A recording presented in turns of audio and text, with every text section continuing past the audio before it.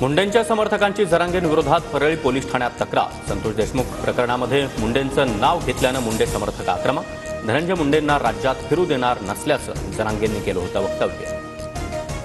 राज्यात 9 तारखेला ग्रामपंचायतीमध्ये काम बंद आंदोलन। अखिल भारतीय सरपंच परिषदेचा मोठा निर्णय। संतोष देशमुख हत्या प्रकरणाचा निषेध करणार। सारे भिकारी शिर्डीत जमा झाल्यानं मोफत अन्नछत्र बंद करा। भाजपचे माजी खासदार सुजय विखेंच्या वादग्रस्त वक्तव्यावरून साई भक्तांमध्ये संताप।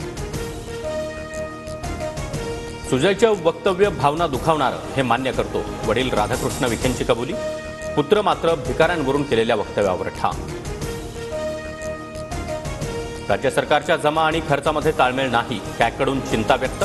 तर राज्याची राजकोषीय तूट 2 लाख कोटींवर जाण्याची शक्यता असल्याचंही अहवालात नमूद। केंद्रीय कृषी मंत्र्यांच्या महाराष्ट्र दौऱ्यानंतरही कांदा उत्पादक शेतकऱ्यांच्या पदरी निराशाच। कांदा निर्यात मूल्य हटवण्याबाबत कोणतीही घोषणा नाही।